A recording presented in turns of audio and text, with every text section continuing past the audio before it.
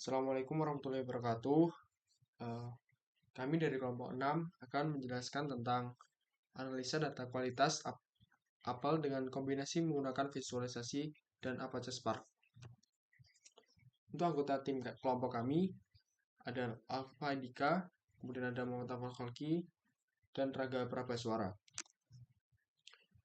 Yang pertama adalah latar belakang. Indonesia merupakan salah satu negara penghasil apel terbesar di Asia Tenggara, dengan produksi mencapai 1,2 juta ton per tahun. Apel menjadi komoditas penting bagi petani dan berkontribusi pada ekonomi nasional. Salah satu tantangan utama dalam industri apel adalah menjaga kualitas produk. Kualitas apel dapat menurun akibat berbagai faktor, seperti ukuran yang kecil, tingkat kematangan, dan kerenyahan buah. Penurunan kualitas apel dapat menyebabkan kerugian ekonomi bagi petani dan distributor. Penerapan predictive analytics dalam industri apel dapat memberikan manfaat bagi petani, distributor, dan konsumen. Petani dapat meningkatkan keuntungan dengan meningkatkan kualitas dan hasil panen apel. Distributor dapat mengurangi kerugian dan meningkatkan efisiensi rantai pasokan. Konsumen mendapatkan apel dengan kualitas yang lebih baik dan harga yang lebih stabil. Untuk business understanding, pengembangan model prediksi kualitas apel memiliki potensi untuk memberikan manfaat bagi berbagai pihak, termasuk petani, dan distributor. Model ini dapat membantu meningkatkan kualitas panen apel, meningkatkan nilai jual apel, dan meningkatkan kepercayaan konsumen. Contoh potensi manfaat hasil prediksi kualitas apel yang akurat dapat membantu petani dalam melakukan pemilihan dan dapat menentukan harga jual buah ke depan untuk kedepannya. Problem statement. Berdasarkan latar belakang di atas, berikut ini merupakan rincian masalah yang dapat diselesaikan pada proyek ini. Yang pertama, bagaimana membuat model machine learning yang dapat memprediksi kualitas apel berdasarkan data visual dan sensorik. Yang kedua, model yang seperti apa yang memiliki akurasi yang paling baik. Yang ketiga, bagaimana model ini dapat membantu petani dan distributor dalam meningkatkan kualitas dan nilai jual beli apel. Solution statement. Yang pertama, menganalisis data dengan melakukan univariate analysis dan multivariate analysis. Memahami data juga dapat dilakukan dengan visualisasi dan dapat membantu untuk mengetahui korelasi matriks antar fitur dan mendeteksi outlier. Selanjutnya ada proses data cleaning dan normalisasi data agar dapat mendapatkan prediksi yang baik. Kemudian ada penggunaan model yang baik untuk memprediksi kualitas apel. Untuk goals-nya atau tujuan proyek ini adalah yang pertama, membuat model machine learning yang dapat memprediksi kualitas apel berdasarkan data visual dan sensorik. Yang kedua, membandingkan beberapa algoritma model untuk menemukan akurasi terbaik dalam memprediksi kualitas apel. Yang ketiga, mengembangkan aplikasi yang mudah digunakan untuk membantu petani dan distributor dalam menggunakan model machine learning untuk memprediksi kualitas apel.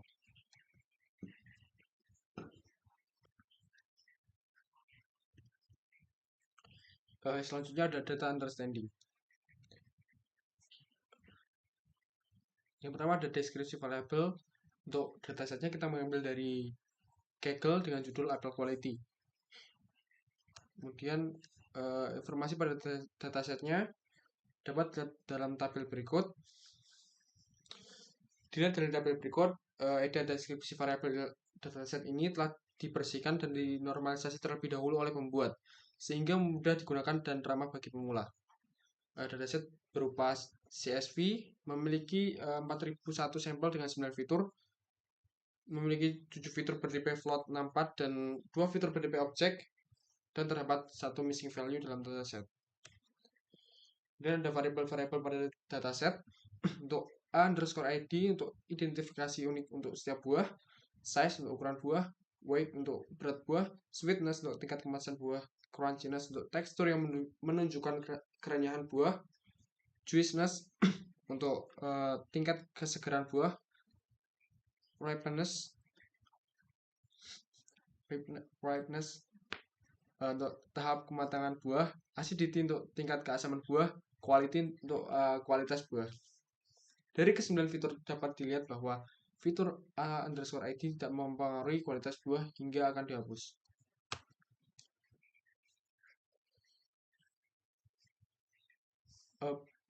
Berdasarkan gambar dapat dilihat bahwa distribusi data kategori quality yang terdiri dari good and bad kualitas apel, yang mana nilai data bad terdiri dari 1928 dan good terdiri dari 1862, yang menunjukkan bahwa perbandingan data tidak terlalu jauh. Pada gambar numerik, data numerik memiliki karakteristik, yaitu dapat dilihat dari distribusi data numerik size, ukuran rata-rata buah berkisar dari -2 sampai 2 dan memiliki nilai rata-rata adalah -0,51. Rata-rata berat apel bernilai -0,99 dan nilai maksimum berat apel adalah 3,08. Rata-rata tingkat kemanisan apel adalah -0,48. Tekstur kerenyahan apel berkisar dari 0 hingga 2, yang mana nilai ini menunjukkan rata-rata apel itu renyah. Untuk tingkat kesegaran buah dan kematangan buah berada pada nilai 0,50 dan 0,53. Rata-rata tingkat keasaman buah bernilai 0,06.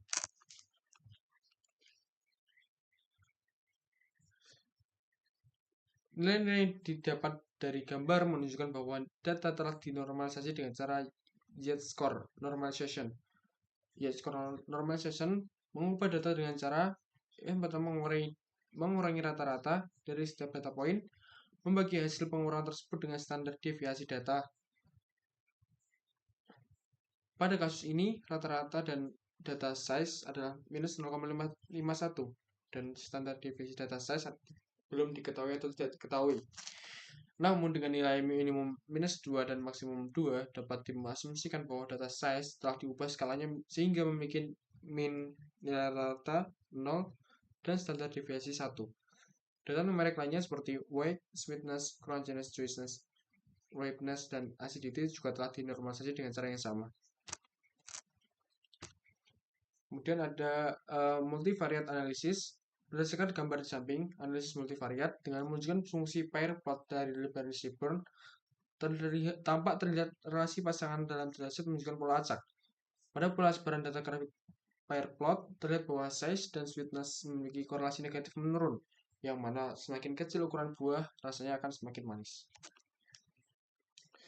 Pada gambar atau tabel matriks korelasi, menunjukkan hubungan antar fitur dalam korelasi yang berarti fitur juiciness atau nilai juiciness memiliki skor korelasi yang cukup besar, yaitu 0,24 dengan fitur target acidity.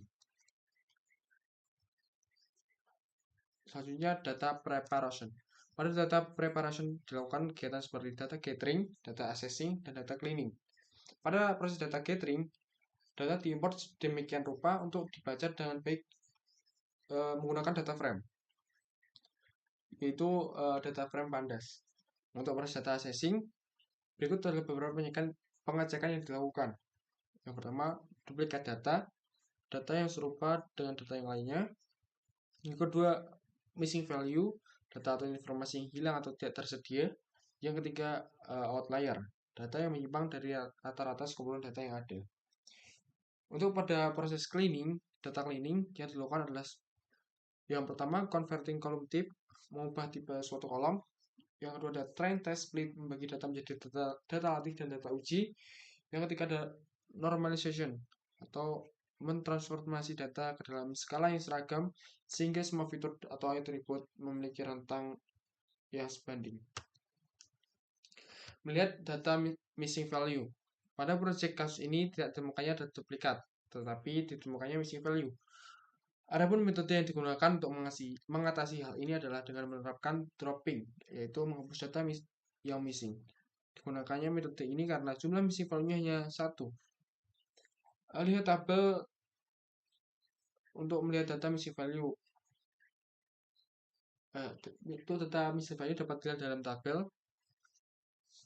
Adapun untuk outlier juga dilakukan dengan metode dropping menggunakan metode IQR. QR ini dihitung menggunakan kuartil ketiga dan dari kuartil pertama sebagaimana rumus berikut. QR sama dengan Q3 dikurangi Q1.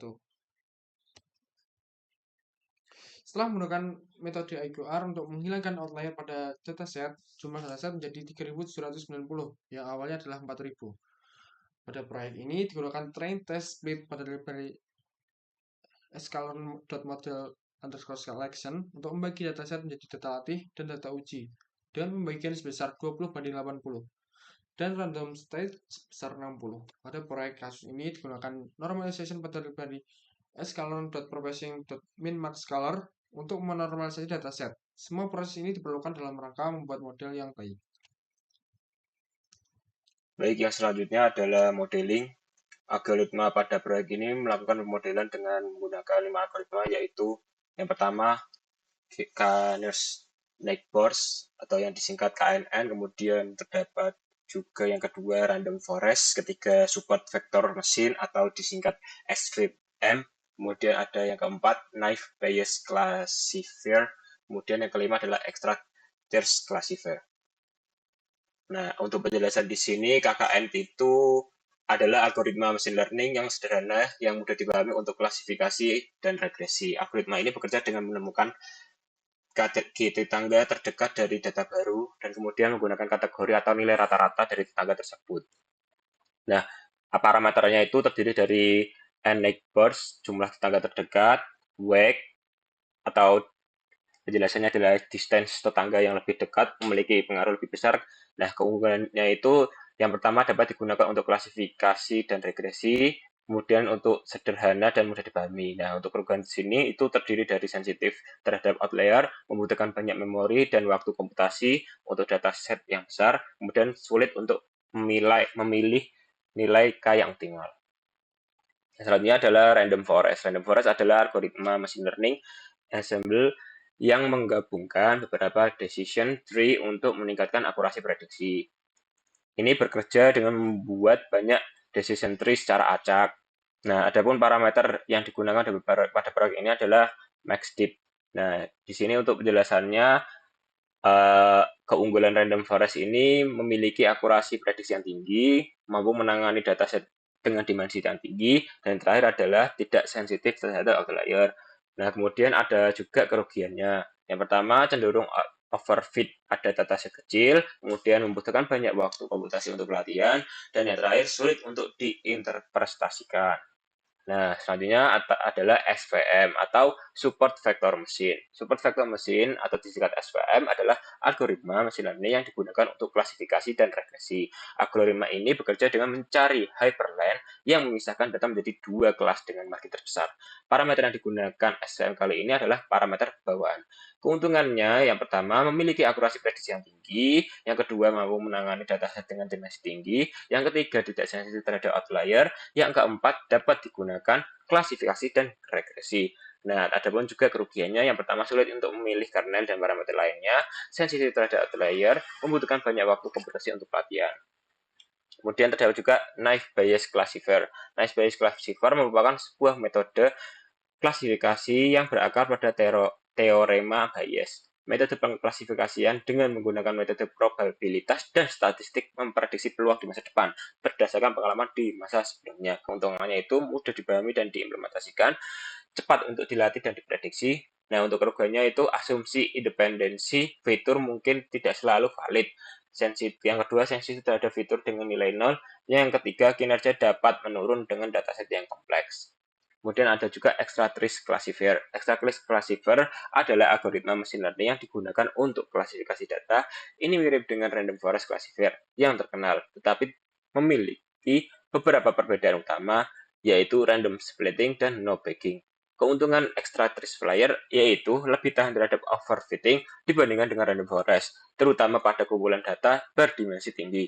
Yang kedua, mudah diimplementasikan dan digunakan. Yang ketiga, memiliki kinerja yang baik pada berbagai masalah klasifikasi. Nah, ada pun juga kerugian. Yang pertama, cenderung kurang akurat dibandingkan random forest pada dataset tertentu. Kedua, membutuhkan banyak waktu komputasi untuk pelatihan. Kemudian parameter yang digunakan itu yaitu n estimers, jumlah pohon keputusan yang akan dibuat oleh assembly, kemudian random start, pengambilan sampel secara acak, ada juga max depth, kedalaman maksimum pohon keputusan individual, dan juga n-jobs, mempercepat pelatihan pada sistem dengan beberapa core CPU. Kemudian evaluasinya, dalam tahap evaluasi, metrik digunakan dengan akurasi. Akurasi didapatkan dengan menghitung presentasi dari jumlah prediksi yang benar, dibagi dengan jumlah seluruh produksi. Nah, ini terdapat rumus akurasinya, bisa terlihat pada slide berikut. Kemudian penjelasannya adalah TP atau true positif. Jumlah data positif yang diprediksi dengan benar sebagai positif, TN, true negatif. Jumlah data negatif yang diprediksi dengan benar sebagai negatif, FP, false positif. Jumlah data negatif yang diprediksi secara tidak benar sebagai positif, kesalahan tipe. FN, false negatif. Jumlah data positif yang diprediksi secara tidak benar sebagai negatif, yaitu kesalahan tipe 2. Rumus ini memecah akurasi menjadi rasio data yang diklasifikasikan dengan benar, atau singkatnya itu TP dan DN, dengan jumlah total data. Mengalihkan dengan 100%, mengubah rasio menjadi presentase. Kemudian ada juga di sini gambar dari hasil yang diberikan, yaitu evaluation. Berikut adalah hasil akurasi 5 buah model yang dilatih. Ini model itu terdapat kolom model dan akurasi. Di sini ada baris KNN, itu terdapat poinnya, kemudian random forest, SFM, naive bayes, dan extract risk classifier. Kemudian di sini terdapat diagramnya, diagram batangnya untuk perbandingan akurasi modelnya. Nah, di sini pada bagian vertikalnya itu diberikan akurasi, kemudian di bagian horizontalnya itu diberikan keterangan dari model baris tabel tadi. Kemudian ada juga penjelasan evaluation. Bila dari gambar slide sebelumnya, visualisasi akurasi model tersebut dapat diketahui bahwa model dengan algoritma KNN memiliki akurasi yang lebih tinggi, dengan akurasi 90%. Untuk itu, model tersebut yang akan dipilih digunakan. Diharapkan dengan model yang telah dikembangkan dapat memprediksi kualitas apel dengan baik menggunakan gainers, neighbors, atau singkat KNN. Alasan mengapa metode KNN yang dipilih karena KNN adalah algoritma yang sangat sederhana dibandingkan dengan extract risk classifier. Hal ini membuatnya lebih mudah untuk dipahami, diimplementasikan, diinterpretasikan. KNN juga tidak memiliki banyak parameter yang perlu dioptimalkan, sehingga lebih mudah untuk digunakan. Nah, di sini akhir dari slide penjelasan presentasi dari kelompok kami. Kita dari kelompok kami dapat ditarik dengan kesimpulan, berdasarkan analisis data visual dan sensorik, beberapa algoritma diuji untuk menentukan model dengan akurasi terbaik, termasuk Garner's Neighbors, KNN, Random Forest, Supervisor Machine atau SVM, Naive Bayes, dan Extract Risk Classifier. Analisis data meliputi univariate, multivariate, dan visualisasi data untuk memahami distribusi dan relasi antar fitur, serta pembersihan dan normalisasi data. Setelah evaluasi dengan metrik akurasi, model KNN dan extract risk classifier menunjukkan akurasi tertinggi sebesar 90%. Model KNN dipilih karena kesederhanaannya untuk membuatnya lebih mudah dipahami, diimplementasikan, dan diinterpretasikan. Implementasi model KNN dapat membantu petani dan distribusi meningkatkan kualitas dan nilai jual apel, memberikan manfaat ekonomi yang signifikan. Sekian presentasi dari kelompok kami, kurang lebihnya mohon maaf. Wassalamualaikum warahmatullahi wabarakatuh.